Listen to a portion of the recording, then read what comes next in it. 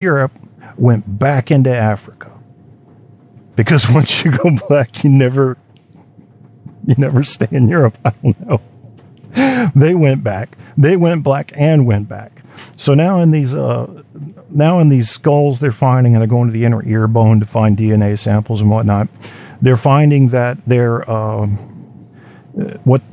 and I'll quote, the wave of Western Eurasian migration back into the Horn of Africa could have been as much as 30% of the population that had already lived there.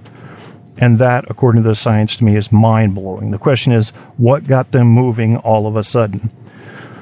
Well, I'm guessing it wasn't lack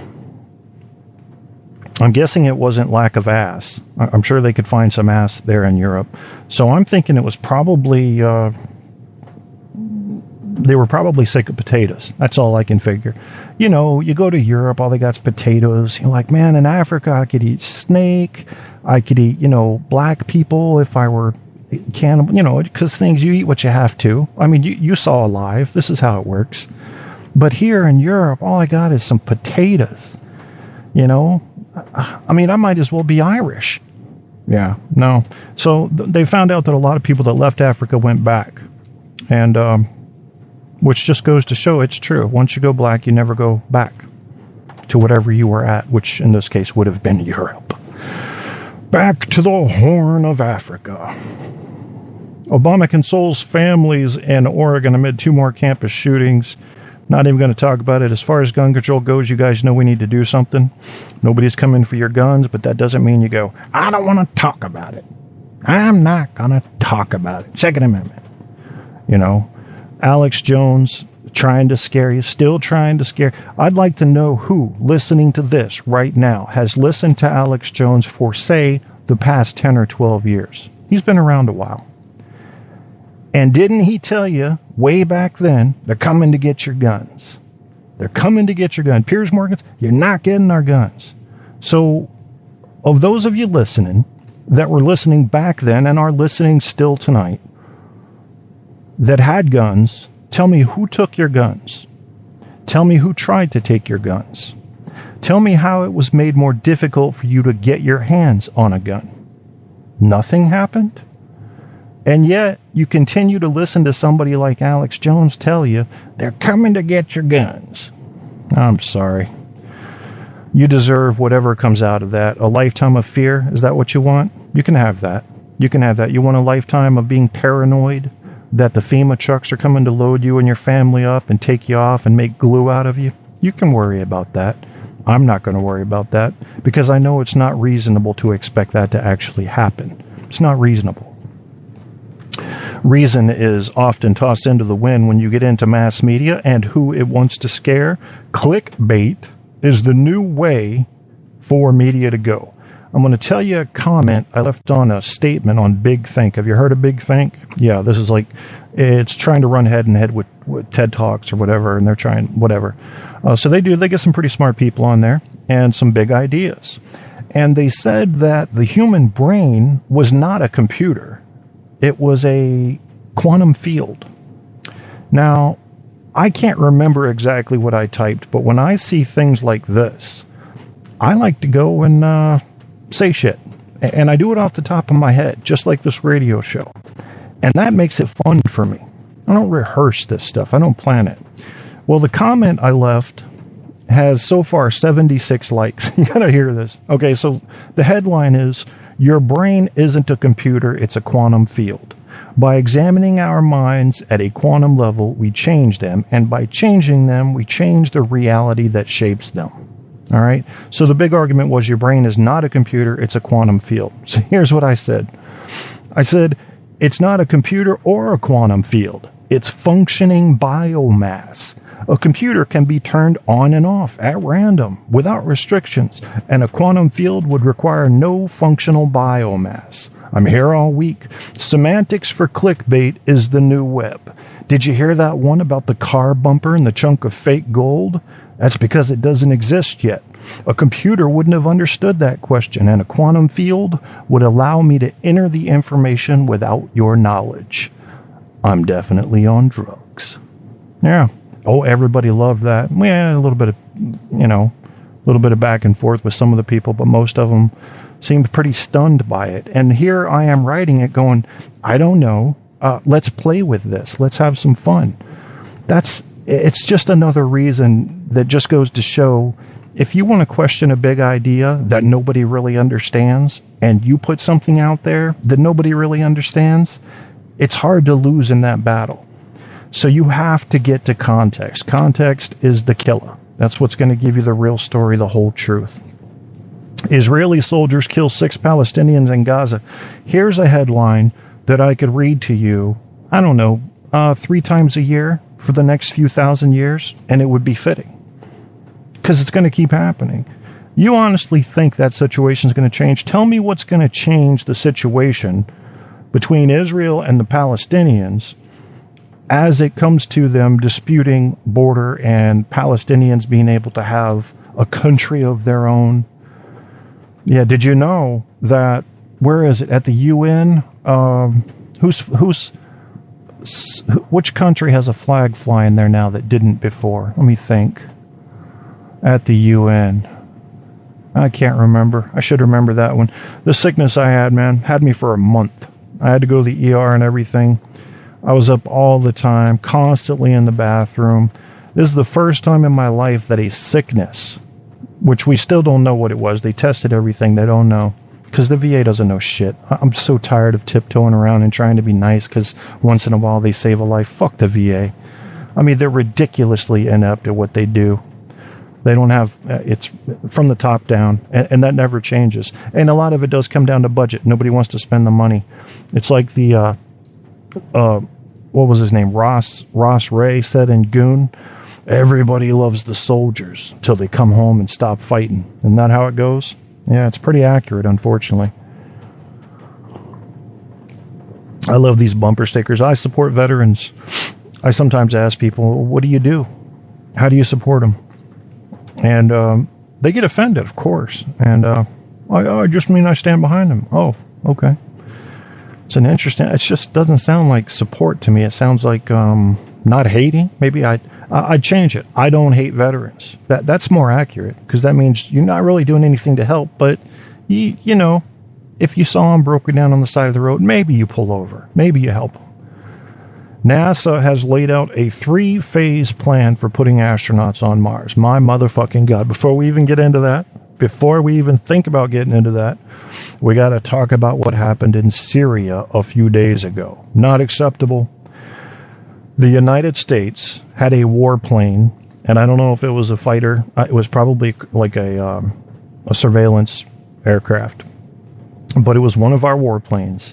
And we diverted its route from its mission so that we wouldn't come too close to a Russian fighter. Okay? Now, that's the story I've heard. Those details could change as they... It's hard to get this information. It's mostly secret. But it did make it into the press, and they're just not very... They're being very vague about it. So let's say it was just a surveillance aircraft of the United States, and we're flying our missions. We're already there in Syria. We're already, involved. Not as much as we should be. You can listen to my old shows. I can tell you exactly what we should have done. And we're going to reroute one of our military aircraft so that we don't get too close to a Russian aircraft? What? Are you fucking serious? Now, there was an op-ed done by the Secretary of State and Condoleezza Rice. I think they kind of joined in on this, and I haven't read it yet. But I'm guessing that it says maybe since Russia's running one mission and we're running another, we shouldn't be accommodating them. We shouldn't be going, watch out for Russia, let's move out of the way. How about they move the fuck out of our way? What is this diverting aircraft? We don't want to get too close to the Russians. Fucking pussy-ass move. That's just what we need, man. I'm telling you, you take that position, you take that role, you let them push you out of the way and say, we're on our mission, you better move, then that's the way you stay. And that's not the America that I grew up with through the end of the Cold War and up to now, just because Putin wants to go out there and fucking swing a wiffle ball bat at everybody and see who he can piss off. No deal. Anyway, yeah, America needs to stick to its missions. If Russia comes in and has missions and they interfere with ours, that's going to be a problem. What we can do is politely offer to coordinate flight patterns, at least in short term, so that we're not giving away our mission plans, and give them a chance to get out of the way, or a chance to negotiate different paths. That's fair. We can do that.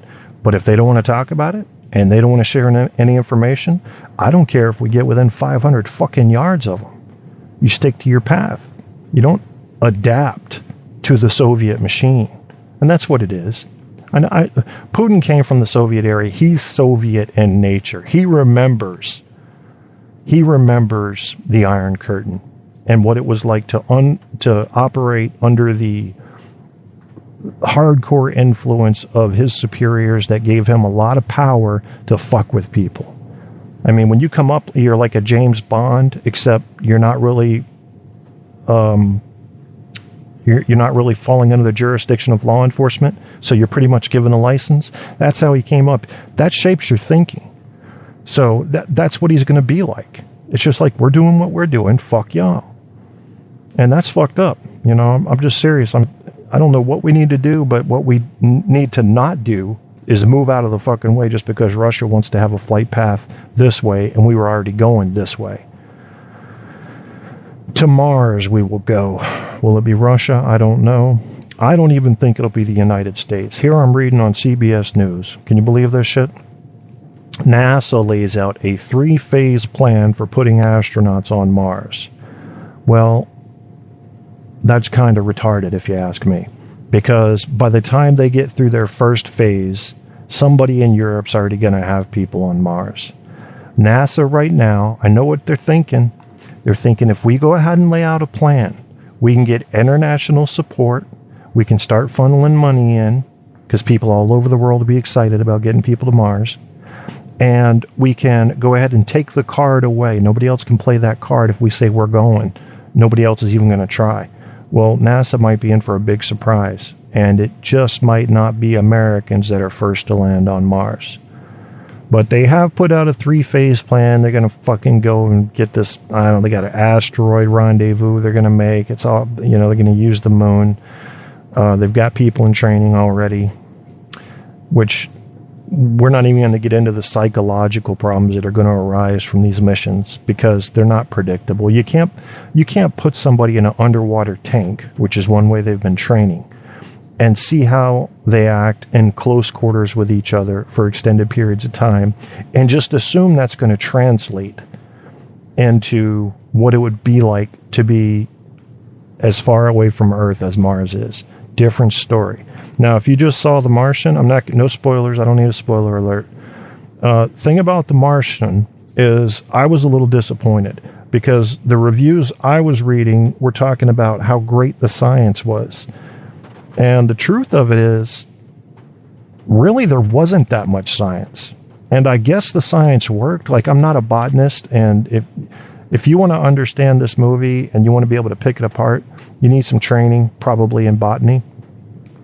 I don't know if what they did in the movie would work. I guess the scientists do that study that kind of thing.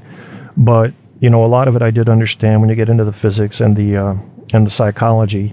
And it made me think about some of the flaws in Interstellar. First of all, when we went interstellar in the movie, why did we go to a new galaxy? You know, the implication was that they, who were us, put we current humans into a new galaxy through a wormhole that I think was outside of Saturn. Okay, and it took us to a new galaxy. All we were looking for was habitable planets. That's all we were looking for. And we've got tens of thousands of them in our galaxy. And yet we, from the future, thought that we needed to take people from our solar system, not to another solar system, but to a whole nother galaxy. Why was that? That's like, I guess there was a problem in writing, but You know, you can't take Intergalactic. Beastie Boys would come and stab you with a sword if you did that, which is good, because Beastie Boys had to fight for their right to party, and I appreciate that.